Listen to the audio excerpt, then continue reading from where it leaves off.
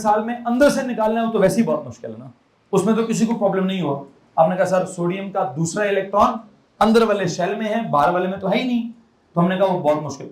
Magnesium का जो दूसरा इलेक्ट्रॉन निकालना है, आपकी इतरा के लिए अर्ज है, उसकी वैल्यू भी फर्स्ट आयनाइजेशन एनर्जी से ज्यादा ही, हाँ थोड़ी ज्यादा होगी, बहुत ज्यादा नहीं होगी, लेकिन ज्यादा जरूर होगी। क्यों? क्योंकि अब इलेक्ट्रॉन निकालना है किस में से? एटम में से नहीं निकालना, आयन में से निकालना है। किस में से निकालना है? आयन मतलब कैटायन में से निकालना है। अब उस कैटायन में वैसे ही क्या मौजूद है? वैसे ही इलेक्ट्रॉन्स का या प्रोटॉन्स का डिसबैलेंस है। क्या डिसबैलेंस है? प्रोटॉन्स कितने हैं मैग्नीशियम में? 12, वो तो अभी भी 12 है, एटम में भी 12 है और आयन में भी 12 है। अब इलेक्ट्रॉन्स कितने हैं? 11 है। इलेक्ट्रॉन्स कितने हैं? तो अब 12 प्रोटॉन्स क्या कर रहे हैं? 11 इलेक्ट्रॉन्स को खींच रहे हैं, जिसके बारे में आपको पता है कि कैटायन का रेडियस पढ़ा कि नहीं पढ़ा आपने पीछे? कैटायनिक रेडियस इज ऑलवेज क्या? Is always smaller than the corresponding atom. पूरा शेल उड़े या ना उड़े, पूरा शेल उड़ेगा तो बहुत छोटा हो जाएगा साइज, शेल ना भी उड़े, जैसे एक इलेक्ट्रॉन निकाल दे तब भी कैटायनिक रेडियस छोटा ही होता है। क्यों होता है छोटा? Sir pull of the nucleus on the remaining electrons क्या हो जाती है? ज्यादा हो जाती है। तो जब वो रिमेनिंग इलेक्ट्रॉन्स पे पुल ज्यादा हो जाएगी तो आप बोलेंगे effect of the nuclear charge ज्यादा हो गया है। इस वक्त शील्डिंग इफेक्ट नहीं चेंज हो रहा, 282 281, कोई शील्डिंग इफेक्ट यहां पे फैक्टर क्या फैक्टर है? प्रोटॉन्स फैक्टर है, न्यूक्लियस फैक्टर है, न्यूक्लियर चार्ज फैक्टर है, effect of the nuclear charge factor है। क्या है वो इफेक्ट? अगर 12 प्रोटॉन्स ने 12 इलेक्ट्रॉन्स को खींचना है, एक पर्टिकुलर खिंचाव है। अब अगर आप कहें जी एक इलेक्ट्रॉन निकाल दिया और 12 प्रोटॉन्स को कहा कि तुम क्या करो, 11 इलेक्ट्रॉन्स को खींचो, तो क्या करेंगे? ज्यादा खींचेंगे। ज्यादा खींचने से एक इफेक्ट तो हम पहले से पढ़ चुके हैं, कैटायन का रेडियस, तो तुमने पढ़ा ऐसा छोटा है। अब अगर कैटायन का रेडियस छोटा है तो बेटा छोटे रेडियस में से अब एक और इलेक्ट्रॉन निकालना है, तो अब क्या होगा? अब ज्यादा मुश्किल होगी। हाँ, थोड़ी मुश्किल होगी कि ज्यादा मुश्किल होगी, ये मैं आपको बता देता हूं कि जब इनर शेल में से इलेक्ट्रॉन निकाला जाए तो बहुत ज्यादा मुश्किल होगी। जब वैलेंस शेल में से ही इलेक्ट्रॉन निकाला जाए इतनी मुश्किल नहीं होगी, लेकिन मुश्किल जरूर होगी। वो मुश्किल आपको वैल्यूज को देखकर ज्यादा अच्छे से समझ आ जाएगी। तो इससे पहले कि मैं इस आसानी और मुश्किल को समझाऊं, मुझे पहले सेकंड आयनाइजेशन एनर्जी की डेफिनेशन लिख देनी चाहिए, उसके बाद मुझे बात करनी चाहिए कि कम मुश्किल है या ज्यादा मुश्किल है। आई थिंक कैसे डिफाइन करें इसको, बताएं जनाब। It is the amount of energy required to remove क्या? 1 mole of electrons from 1 mole of unipositive gaseous ions to form 1 mole of di positive gaseous ions. तो लिखें जरा इसको। It is defined as the amount of energy required, it is defined as the amount of energy required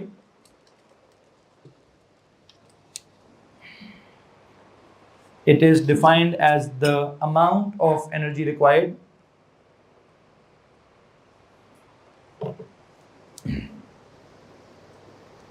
amount of energy required to remove क्या? amount of energy required to remove 1 mole of electrons,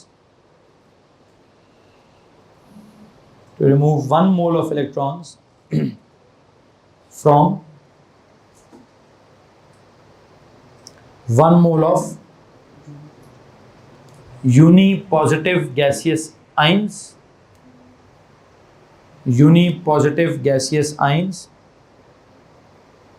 to form 1 mole of to form 1 mole of di-positive gaseous ions, to form 1 mole of di-positive gaseous ions.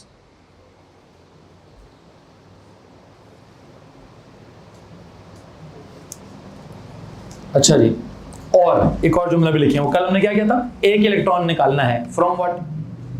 From each atom, नहीं atom नहीं, from each ion. वो जरा अजीब सी अंग्रेजी वाला, वो भी लिखें जरा, और लगा के लिखें। It is defined as the amount of energy required, it is defined as the amount of energy required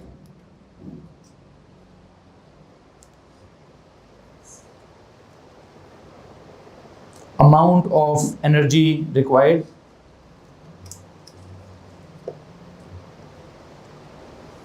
to remove, अब मैं 1 mole of electron नहीं लिखूंगा, क्या लिखूंगा? To remove 1 electron, to remove 1 electron from what? From each ion, पहले लिखिए from each ion, from each unipositive gaseous ion, from each unipositive ion, from each unipositive ion, gaseous में बाद में लिखवा दूंगा, from each unipositive ion, in 1 mole of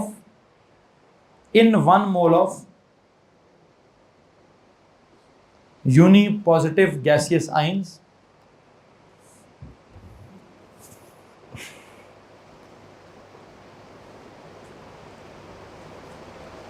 दोबारा सुन लीजिए. It is defined as the amount of energy required to remove 1 electron from each unipositive ion in what?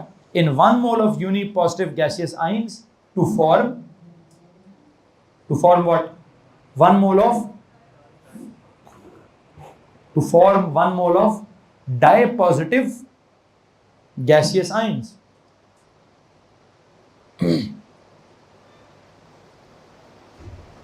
So you know, हमें अंग्रेजी बनाना आनी चाहिए, हमें स्टेटमेंट्स डेवलप करना आनी चाहिए, और उन स्टेटमेंट्स में हम कैसे स्टेटमेंट को डेवलप कर रहे हैं.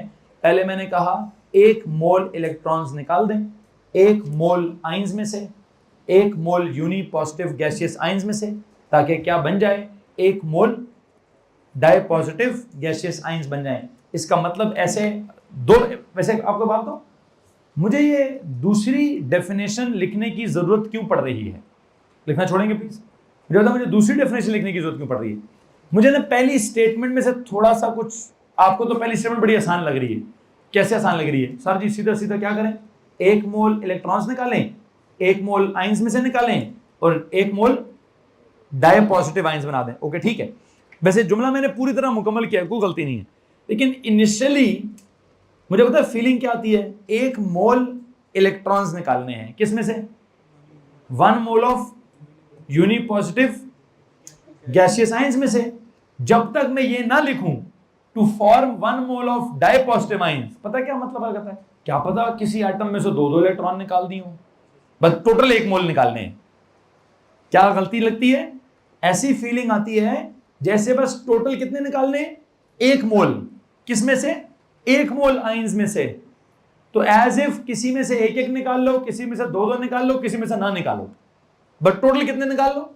1 मोल इलेक्ट्रॉन्स निकाल लो. किस में से? 1 मोल यूनिपॉजिटिव आइंस में से.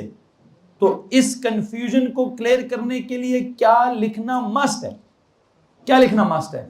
ये लिखना मस्ट है to form 1 mole of dipositive gaseous ions, ताकि क्या क्लैरिटी हो जाए कि 1 मोल यूनिपॉजिटिव गैसियस आइंस थे, उनमें से 1 मोल इलेक्ट्रॉन्स निकाले, और क्या बना? 1 मोल ऑफ डायपॉजिटिव, क्या बने?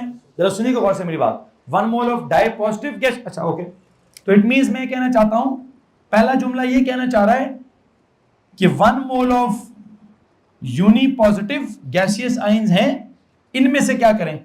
1 मोल ऑफ इलेक्ट्रॉन्स निकालें, और क्या बनेगा?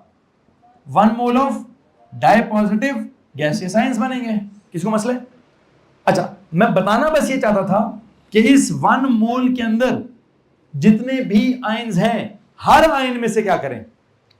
हर आयन में से 1-1 इलेक्ट्रॉन को माइनस करें. एक सेकेंड, उनको बोले यहां कुछ स्टार लगा हुआ है.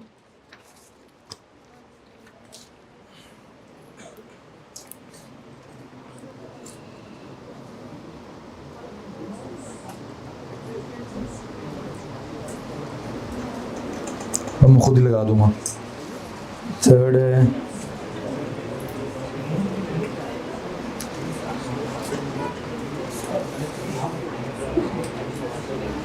ठीक है. बस सीधा सीधा टेबल प्रिंट कर दें.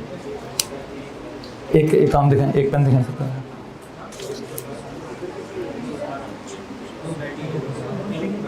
इसके पीछे लिखें ये लफ्ज. देखिएगा स्पेलिंग गलत ना करें उसके. सक्सेसिव आयनाइजेशन हर चीज़ पूरी क्लास के लिए ला दें. काउंट ले लीजिएगा. सुनो भाईजान, सुनो जी, सुनो जी, सुनो जी, बातें बंद करो जी। क्या बात हुई है? पहले हमने कहा amount of energy required to remove 1 mole of electrons from 1 mole of unipositive gaseous ions to form 1 mole of dipositive gaseous ions. फिर मैंने क्या कहा? Amount of energy required to remove 1 electron from each what? From each ion in what? 1 mole of क्या जनाब? Unipositive gaseous ions में कितने ions होंगे? Each ion कितने आयंस होंगे? 6.02 into 10 power 23 आयंस होंगे। तो हर आयन में से 5 to 10 मिनट्स, हर आयन में से एक एक इलेक्ट्रॉन निकालेंगे तो क्या बचेगा? हर आयन में से एक एक इलेक्ट्रॉन निकालें तो कितने इलेक्ट्रॉन्स निकलेंगे? वो 6.02 into 10 power 23 इलेक्ट्रॉन्स ही निकलेंगे। तो कितने होंगे? 1 मोल ही होंगे। ठीक है, तो बनेगा क्या? बनेगा क्या? 1 mole of dipositive gaseous ions बनेंगे। तो मैं बताना चाहता हूं कि पहली डेफिनेशन में ये लिखना मस्ट है। क्या लिखना मस्ट है? To form 1 mole of dipositive gaseous ions. लेकिन दूसरी डेफिनेशन में ये लिखना मस्ट क्यों नहीं है? पढ़े जरा दूसरी डेफिनेशन पढ़े। It is defined as the amount of energy required to remove क्या? 1 electron from each gas, each क्या? Each unipositive ion in what? In 1 mole of unipositive gaseous ions. तो क्या यहां कंफर्म नहीं हो गया कि 1 mole of unipositive gaseous ions में हर आयन में से एक एक इलेक्ट्रॉन निकालेंगे तो हर आयन क्या बन जाएगा? हर आयन कंफर्म क्या बनेगा? डायपॉजिटिव गैसियस आयन बनेगा। तो क्या फॉर्म होगा? 1 मोल ऑफ वो क्या बोलते हैं? डायपॉजिटिव गैसियस आयंस फॉर्म होंगे। तो आई थिंक पहली डेफिनेशन में तो ये जो 1 mole of dipositive gaseous ions form होते हैं, इसका लिखना मस्ट क्यों था? बिकॉज वो अंग्रेजी ऐसी है कि अगर मैं सिर्फ ये कहूं कि जी मैंने, अगर सुने गौर से, amount of energy required to remove 1 mole of electrons from 1 mole of unipositive gaseous ions, बस इसका मतलब क्या है? कि किसी एक आधे से दो निकाल लें, बस टोटल करें क्या? टोटल एक मोल इलेक्ट्रॉन्स निकालें, किसी में से सारे निकाल लें, किसी में से कुछ ना निकालें, बस कोशिश क्या करें? टोटल कितने इलेक्ट्रॉन्स निकलें? 1 मोल निकलें। किस में से? 1 मोल यूनिपॉजिटिव गैसियस आयंस में से। तो बने क्या? जो मर्जी।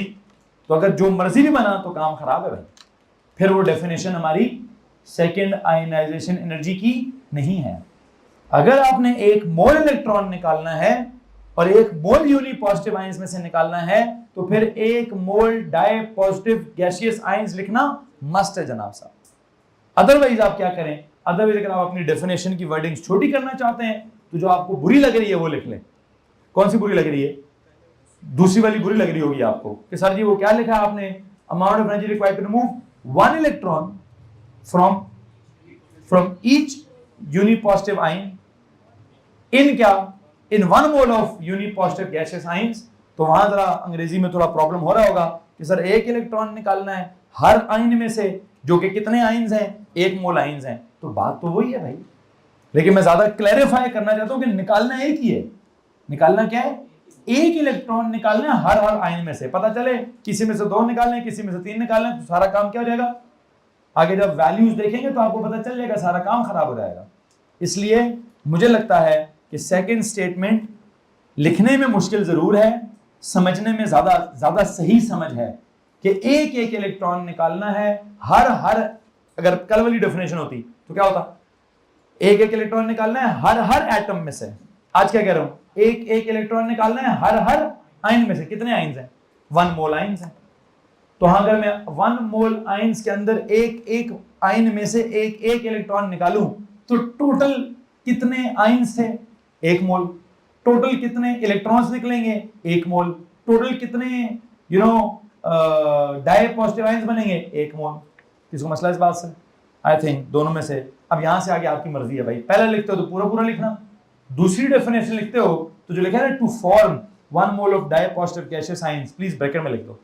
दूसरी डेफिनेशन में जो फाइनल फ्रेज है, to form 1 mole of dipositive gaseous ions, to form से स्टार्ट करो।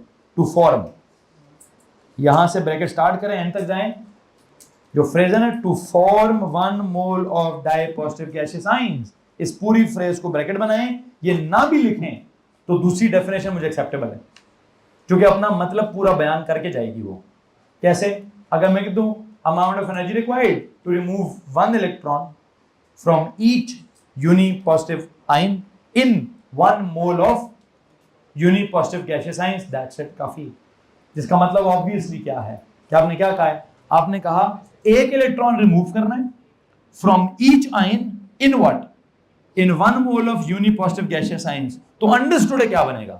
कंफर्म है कि 1 मोल ऑफ डायपॉजिटिव, जब एक एक निकालेंगे हर आयन में से, तो यूनि से क्या हो जाएगा?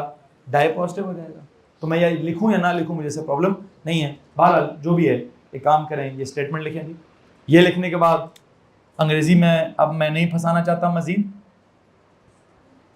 मैं इसको दूसरी तरह लिखना चाहता हूं।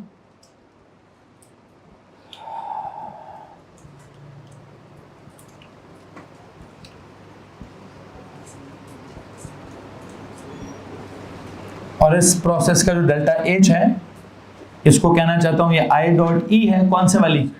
2 वाली। और इसको क्या बोलूं? उसको एक्स बोला, इसको क्या बोल दूं? इसको वाई बोल देता हूं। It is units are kilo joule per mole. ये भी है, वो एंडो है, तो ये भी क्या है? ये भी एंडो ही है। बस हाँ, आपको एक बात बताना चाहूंगा कि वो कम एंडो है, ये वाला ज्यादा एंडो है। ये जो सेकेंड आयनाइजेशन एनर्जी है, इसकी जो वैल्यू है, इट इज ऑलवेज क्या? एक नोट लिखिए जी,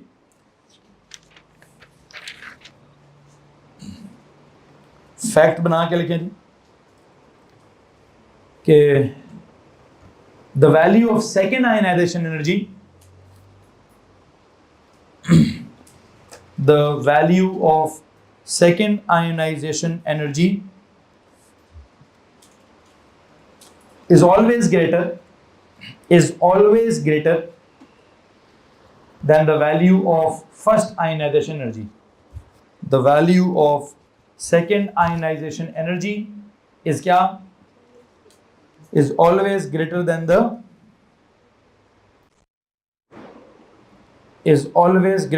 value of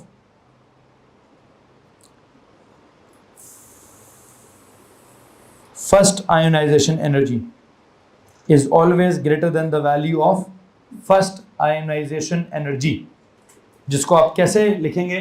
जिसको मैं ऐसे इस नोट को लिखूंगा, I डॉट E सबस्क्रिप्ट में 2 is always greater than I dot E subscript में 1। मतलब ये जो मैंने जिसको y बोला है, that y is always क्या? Greater than x। y is always, मतलब y is always x। तो मैंने वो ऊपर जो वैल्यूज थी वो बता दी हैं। अगर आप उनकी और एग्जैक्ट वैल्यूज, लाइक अगर आप कहते हैं सर ये मैग्नीशियम है, तो मैं वैल्यू बता देता हूं। अगर ये m फॉर मैग्नीशियम है, तो उसका पहला इलेक्ट्रॉन निकालने के लिए the amount of energy required is 736 kilojoules। क्या जनाब? If it is not just M, if it was Mg, if it is magnesium, आप मत लिखिएगा, सिर्फ सुन लीजिए। if it is magnesium का एटम, उसमें से क्या करना है? उसके गैसियस एटम में से एक इलेक्ट्रॉन निकालना है और उसको यूनी पॉजिटिव गैसियस आयन बनाना है। तो उसकी जो वैल्यू हो कितनी है? प्लस 736। और अगर ये मैग्नीशियम ही है, सर सबको दे दें, आधे उधर दे दें, आधे इधर आगे दे दें। अगर ये वाला भी मैग्नीशियम ही है, तो इसके यूनी पॉजिटिव गैसियस आयन में से, ये 2-3 स्टूडेंट्स इन्होंने प्रैक्टिकल नहीं लिया, मैंने घर कॉल किया तो अकेडमी में वो आए हुए हैं। राजा हसीब, राजा जी खड़े हो जरा। अब्बास हैदर खड़े हो भाई। राफे कमाल तो मेरे ख्याल से ओ लेवल का स्टूडेंट है भाई। राफे कमाल ए से नहीं है ना, ये ओ लेवल में मेरे ख्याल से। सबात वली आई हुई है? आई हुई नहीं आई? आपका प्रैक्टिकल था आज, आपने प्रैक्टिकल नहीं लिया? हाँ यार जी भाई, नहीं सच बताएं, सच याद नहीं रहा, आपको भूल गया है। अब मेरे पास तो इन बीमारियों का इलाज नहीं है। वो भाई क्लास होती है आपकी, याद रखनी होती है, भूलना नहीं होता है। फर्स्ट क्लास थी आज, और पता नहीं क्या उन्होंने ख़ास चीज़ पढ़ाई है जो आपकी मिस हो गई है। पहला लेक्चर बड़ा बेसिक होता है? तो आपने खला से नहीं सुननी थी, आपने क्लास में जाके सुननी थी। इनके पेरेंट्स को फ़ोन करें, जी क्लास में तो आए हुए हैं लेकिन वो आपके शहजादे भूल जाते हैं, दोबारा फ़ोन करें इनको। उनको याद कराने के लिए अब आपको याद कराना पड़ेगा। ये काम करें, उन्हें बोले वो बुक शॉप पे जाए ना, वहाँ मिलती है होमवर्क डायरी, उन्हें बोले वो 100 रुपये की मिलती है, बच्चों को डायरी खरीद के दें, ठीक है, और उस पर वो कोई अपना लिख लें काम क्या करना है क्या नहीं करना। ठीक, बैठ जाओ भाई, छोटे छोटे बच्चों हैं, निकम्मे बच्चे। क्या बात हो रही है? जरा पेज आगे पीछे, ओ भाई फोल्ड नहीं करना, चिपकाना है वहाँ, ओ भाई वहाँ खोल के रख, फोल्ड करके कहीं फेंक देगा, चिपकाओ उस पेज पे। वहाँ पे किस किस के पास पेज नहीं पहुंचा जी? सर जी पेज नहीं पहुंचे यहाँ पे, कहाँ पे डिस्ट्रीब्यूट हो रहे हैं हजरत साहब? एक इधर दे दें, बाकी पीछे दे दें जी। होपफुली बॉयज को मिल गए हैं सबको। गर्ल्स प्लीज हाथ खड़ा कर दें। वो सर पिछली रो में भेज दें, सर जी पिछली रो में भेज दें। चलें जी, अगर आप इस टेबल को देखें, दिखाओ जरा, किसकी मिसाल दूं? लुक एट हाइड्रोजन की मिसाल। बेटा जी हाइड्रोजन में कितने इलेक्ट्रॉन्स होते हैं? एक ही होता है, एक ही निकाला है। तो फर्स्ट, अच्छा वैसे टाइटल का नाम क्या है? Successive ionization energies. पढ़े में सक्सेसिव आयनाइजेशन एनर्जीज, फर्स्ट, फिर सेकंड, फिर थर्ड, फिर फोर्थ। मतलब पहला इलेक्ट्रॉन निकालने के लिए कितनी वैल्यू है हाइड्रोजन की? 1310। ओके, दूसरा तो है ही नहीं, तो ना इसकी सेकंड है ना इसकी थर्ड है ना। हीलियम की पहला इलेक्ट्रॉन निकालने की कितनी वैल्यू है? हाँ जी 2370, लाइक समथिंग लाइक 2000। फिर दूसरा इलेक्ट्रॉन निकालने के लिए 5000। क्या हुआ? हमने कहा था ना, पहला इलेक्ट्रॉन निकालने के बाद अगर दूसरा इलेक्ट्रॉन निकालना है तो उसकी वैल्यू क्या होगी? सर जी उसकी वैल्यू ज्यादा होगी। खैर मैं भी थर्ड फोर्थ की बात कभी भी नहीं करूंगा अभी मैं सिर्फ सेकंड वाली बात करना चाहता हूं। लिथियम का पहला इलेक्ट्रॉन निकाला तो 500, कितनी? दूसरा निकाला तो 7000। 500 से किधर? इतना ज्यादा फर्क क्यों पड़ गया? ये जो इतना ज्यादा फर्क पड़ा है, असल में लिथियम की कॉन्फ़िगरेशन थी 2,1। अब जो पहला निकल गया सो निकल गया, दूसरा किधर से निकल रहा है? वो इनर शेल से निकलेगा। तो इनर शेल से इलेक्ट्रॉन निकालने के लिए एनर्जी की वैल्यू कितनी रिक्वायर्ड है? बहुत ज्यादा रिक्वायर्ड। खैर बहरहाल आप आगे जाएं, बेरिलियम पे जाएं। बेरिलियम की क्या वैल्यू है? पहली है 900, दूसरी 1700, ज्यादा तो है ना। जरा बेरिलियम की थर्ड वैल्यू पे गौर करेंगे। 1700 के एक बार एकदम से क्या 14,000, मतलब चलो 2000 से 15,000। ये बहुत बड़ा जंप नहीं? ये बहुत बड़ा जंप इधर क्यों आया? क्योंकि इसका भी थर्ड इलेक्ट्रॉन, इसका थर्ड किधर से है? वो अंदर वाले से है। इसके वैलेंस में 2 थे, तो खैर है थोड़ा थोड़ा फर्क पड़ता है। जब आप इनर शेल से इलेक्ट्रॉन निकालते हैं तो वैल्यू पे बहुत, एक काम करें, एक निशान बनाएंगे हम कहीं। लिथियम के केस में जब आप जाते हैं 519 से 7300 पर, तो ना एक एरो बना दें। क्या बना दें? जस्ट 519 से इस पे एक एरो बना दें। बेरिलियम में जब आप ये एरो कब बनाएंगे?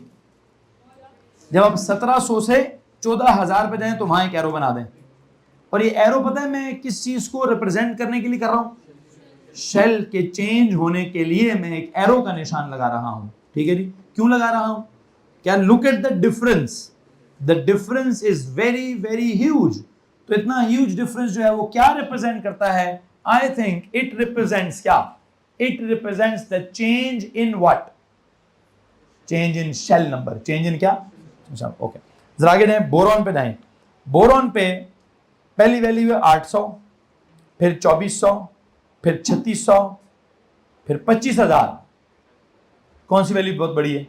वो 3600 से 25,000 पे एक एरो लगा दें। 3600 से 25,000 पे एक एरो लगा दें। और ये एरो आपको क्या रिप्रेजेंट कर रहा है? कि यहां क्या हुआ है? अब ये जो अगला इलेक्ट्रॉन है ये किधर से निकला है?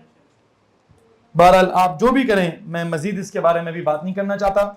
मैंने आपको ये बता दिया है कि अगर आप सिर्फ अभी फर्स्ट और सेकंड को ही कंपेयर करें तो सेकंड कॉलम की हर वैल्यू पहले कॉलम की कोरिस्पॉन्डिंग वैल्यू से क्या है? बड़ी है, पहली वैल्यू से बड़ी वाली वैल्यू है। आप चेक करें, कोई ऐसा तो नहीं है कि जिसकी सेकंड बड़ी हो फर्स्ट छोटी हो, नहीं, सेकंड तो हमेशा बड़ी है, फर्स्ट छोटी हो। जिसकी सेकंड छोटी हो फर्स्ट बड़ी हो, there is no element as such like this. किसी को मसला है इस बात से? एनीवन? ओके। वैसे जो मैं आपने ऊपर ट्रेंड डेवलप किया है, वही ट्रेंड अगर मैं सोडियम में देखूं, सोडियम की पहली वैल्यू क्या है? 494, लाइक 500। अगली 4500, तो बहुत बड़ी नहीं है। 500 के एकदम बाद क्या? तो आई थिंक इधर एरो लगा दें। तो उसके सेकंड इलेक्ट्रॉन कहां से निकला है?